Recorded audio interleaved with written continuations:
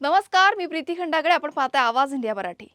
नवी मुंबईतील घनसोली गावच्या अवघ्या 11 वर्षीय समृद्धी सोमनाथ कोलारने क्रीडा क्षेत्रात उल्लेखनीय कामगिरी करत आपली वेगळी ओळख निर्माण केली. मल्लखांबाबाबत उत्कृष्ट कामगिरीसोबतच खो खो मध्येही तिने अनेक स्पर्धांमध्ये पारितोषिकं मिळवलीत.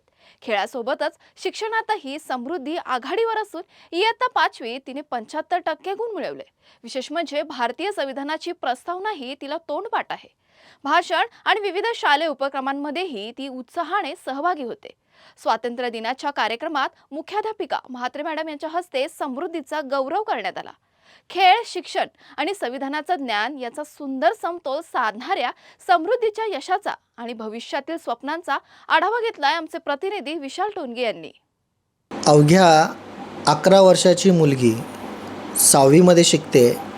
शिक्षण आणि खेळामध्ये प्रथम क्रमांक पटकवते.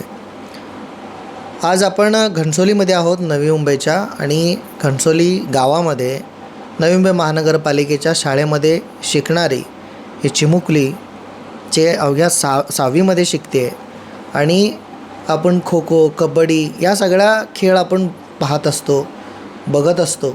परंतु मल्लखांब हा जो खेळ आहे, ह्या खेळामध्ये सर्वात टॉप लेवलला खेळणारी ही अवघ्या 11 वर्षाची समृद्धी. तिच्याशी बोलणार आहोत. समृद्धी, काय सांगणार आहेस तू? मल्लखांब हा जो खेळ आहे, कधीपासून तुला आवडतो आणि हे खेळ खेळण्यामागचं तुला कोणी आवड निर्माण करून दिली? सरांनी आवड निर्माण करून दिली आणि आत्ता 6वीपासूनच खेळायला आवडतं मला. 6वीपासून? हां. आणि तू त्या पोलवरती, तो जो खांब आहे, त्या मल्लखांबच्या खांबाच्या एकदम टॉपवरती तू बसलेली असते, उभा राहते, वेगवेगळ्या त्याच्यामध्ये प्रकार करत असते. भीती नाही वाटत? नाही सर, मला माहिती आहे की मी करू शकते, म्हणून मी केलं. अच्छा, म्हणजे भीती संपून गेलेली आहे पूर्ण. हां. आणि या सगळ्या जे खेळ आहे, हे खेळ तुला कुठून आवड निर्माण झाली, जे हे मल्लखांब खेळलं पाहिजे असं?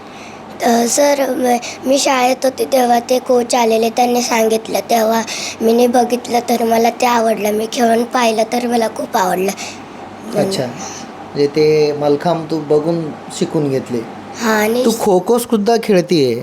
खो खोमध्ये सुद्धा तू चांगल्या प्रकारे खेळते असं शिक्षकांचं म्हणणं आहे. तर खो खो आणि मल्लखांब या दोन्ही खेळांमध्ये जास्त कुठलं आवडतं? मल्लखांब. मल्लखांबच आवडतं. हां. का बरं? कारण की ते खूप चांगले आहे, मला आवडलं. का आवडलं असं? खाली पडेल असं तुला भीती वाटत नाही? नाही. अजिबात नाही वाटत? नाही. आज तू मल्लखांबमध्ये आणि शाळेमध्ये सुद्धा 5वीत असताना 75% मिळवले.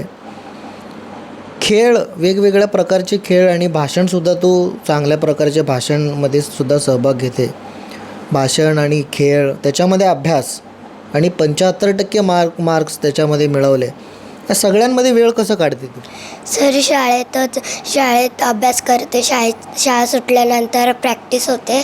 मग घरी येऊन जेवून परत अभ्यासाला बसते. मग झोपून परत अभ्यास करते. म्हणजे झालं. कंटिन्यू सगळं त्याच्यामध्येच सातत्याने लक्ष असतं. हां. घरी आईला वगैरे मदत करते? हां, करते.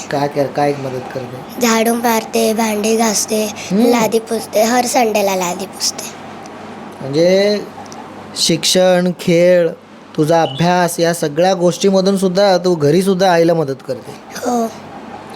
जास्त तुला ह्या सगळ्या गोष्टीमध्ये ज्यांनी मदत करतात, म्हणजे आई वडील असतील किंवा शिक्षक असतील, कोणाकडनं तुला जास्त मदत होत असते सगळ्या गोष्टीमध्ये?